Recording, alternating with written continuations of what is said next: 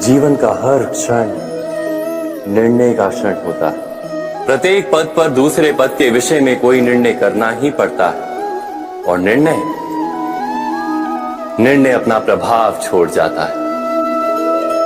आज किए गए निर्णय भविष्य में सुख अथवा दुख निर्मित करते हैं, ना केवल अपने लिए, अपने परिवार के लिए, आने वाली पीढ़ियों के लिए भी।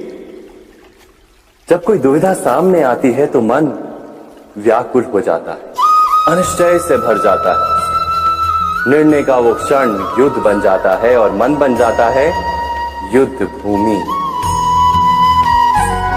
अधिकतर निर्णय हम दुविधा का उपाय करने के लिए नहीं, केवल मन को शांत करने के लिए लेते हैं। पर क्या कोई दौड़ते हुए भोजन कर सकता है? नहीं।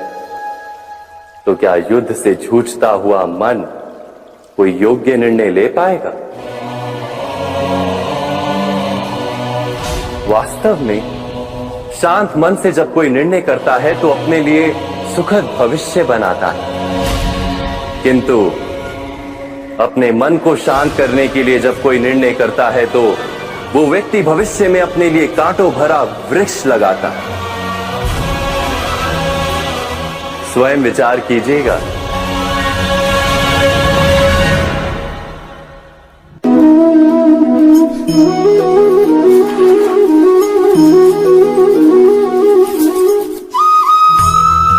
जीवन में आने वाले संघर्षों के लिए जब मनुष्य स्वयं को योग्य नहीं मानता, जब उसे अपने ही बल पर विश्वास नहीं रहता, तब वो सद्गुणों को त्याग कर दुर्गुणों को अपनाता है। वस्तुतः मनुष्य के जीवन में दुर्जनता जन्म ही तब लेती है जब उसके अंतर में आत्मविश्वास नहीं होता। आत्मविश्वास ही अच्छाई को धारण करता है। ये आत्मविश्वास है क्या?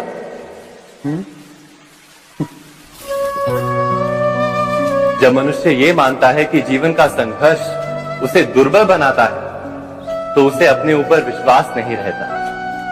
वो संघर्ष के पार जाने के बदले संघर्ष से छूटने के उपाय ढूंढने लगता है। किंतु जब वो ये समझता है कि ये संघर्ष उसे अधिक शक्तिशाली बनाते, ठीक जैसे व्यायाम करने से देह की शक्ति बढ़ती है, तो प्रत्येक संघर्ष के साथ उसका उत्साह बढ़ता है। अर्थात आत्मविश्वास और कुछ भी नहीं, मन की स्थिति जीवन को देखने का दृष्टिकोण मात्र है। और जीवन का दृष्टिकोण तो मनुष्य के अपने वश में होता है। स्वयं विचार कीजिए।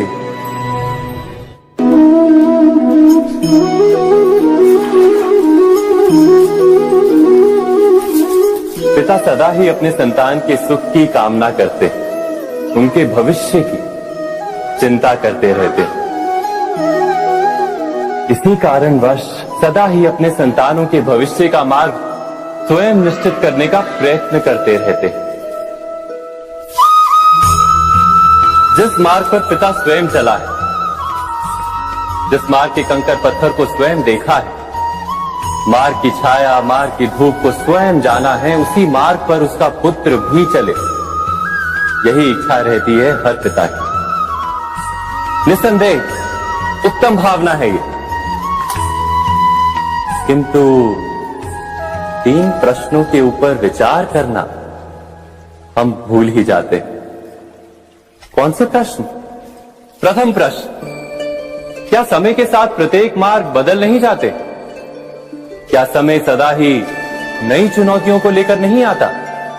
तो फिर बीते हुए समय के अनुभव नई पीढ़ी को किस प्रकार लाभ दे सकते हैं?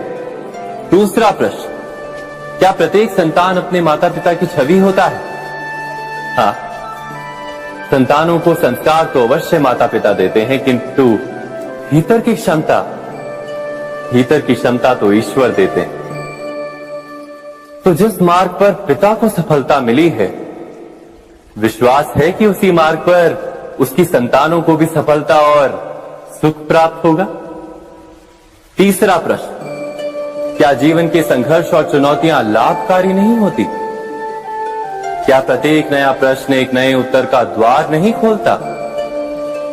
तो फिर संतानों को नए नए प्रश्नों, संघर्षों और चुनौतियों से दूर रखना, ये उनके लिए लाभ करना कहलाएगा या हानि पहुंचाना? अर्थात जिस प्रकार संतान के भविष्य का निर्माण करने के बदले उसके चरित्र का निर्माण करना श्रेष्ठ है, वैसे संतानों के जीवन का मार्ग निश्चित करने के बदले उन्हें नए संघर्षों के साथ जूझने के लिए मनोबल व ज्ञान देना अधिक लाभदायक नहीं होगा? स्वयं विचार कीजिए। मनुष्य की सबसे बड़ी दुर्बलता क्या होती है? सोचिए। धन, प्रेम, अहंकार। मनुष्य की सबसे बड़ी दुर्बलता होती है उसके रहस्य। चाहे आप कितने भी शक्तिशाली क्यों ना हो, कितने भी प्रबल क्यों ना हो, परंतु उसके रहस्य उसके नाश की चाबी होती है। इसलिए यदि प्रबल रहना है, शक्तिशाली रहना है, समर्थ रहना है, तो अपने रहस्य को किसी को भी ना बताएं, ना मित्र को और ना ही शत्रु को, क्योंकि समय पड़ने पर कब कौन शत्रु हो जाए ऐसा कहना संभव नहीं। विभीषण को रावण के अमृत कुंड का ज्ञात था, इसीलिए प्रभु श्री राम रावण का वध करने में सफल हो सके। इसलिए उचित यही है कि आप अपने रहस्य को स्वयं तक ही सीमित रखें। मनुष्य जीवन की परीक्षा में सफल होने के लिए क्या नहीं करता? वो परिश्रम करता है, दौड़ भाग करता है, और ये सब करने के पश्चात भी जब उसका काम नहीं बनता तो वो नकल करता है ना? तनिक लौटिए अपने बचपन में, स्मरण कीजिए अपने बचपन की स्मृतियों का। क्या स्मरण हुआ? विद्यालय में जब आप परीक्षा देने जाते थे तो क्या होता था? आप ना सही, परंतु कोई ना कोई सफलता पाने के लिए नकल करता ही था और उत्तीर्ण भी हो जाता था, है ना? परंतु जीवन की परीक्षा ऐसी नहीं होती। नकल करने वाला सफल नहीं होता।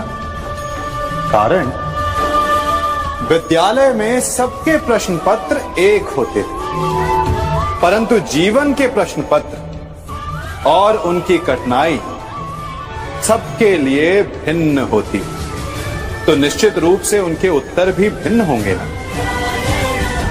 इसलिए यदि आपको जीवन में सफलता पानी है तो नकल ना कीजिए, स्वयं के प्रश्नों का उत्तर स्वयं ढूंढिए और सफलता आपकी ही होगी। मनुष्य का जीवन हार और जीत, विजय और पराजय, सफलता और असफलता के मध्य झूलता रहता है। आपके साथ भी ऐसा होता होगा, है ना? जब आप सफल होते हैं, किसी चुनौती पर विजय पाते हैं, तो मन प्रसन्नता से आनंद के उपवन में झूमने लगता है, और जब आप असफल होते हैं तब मन दुख और पीड़ा के सागर में डूबने लगता है। परंतु वास्तव में सफलता और असफलता है क्या? तनिक ध्यान से सोचिए। ये केवल हमारी मनोस्थिति मात्र है। हमारी पराजय तब नहीं होती जब हमारा शत्रु विजय प्राप्त कर ले। हमारी पराजय तब होती है जब हम पराजय स्वीकार करें। हम असफल तब नहीं होते जब हम लक्ष्य न पा सके। हम असफल तब होते हैं जब हम प्रयास करना बंद कर दें। इसलिए प्रयास करते रहें और हार ना माने, क्योंकि जिस दिन आप हार स्वीकारना बंद कर देंगे, जीत आपके चरणों में होगी। अब सबने बरगद के वृक्ष को तो देखा ही होगा।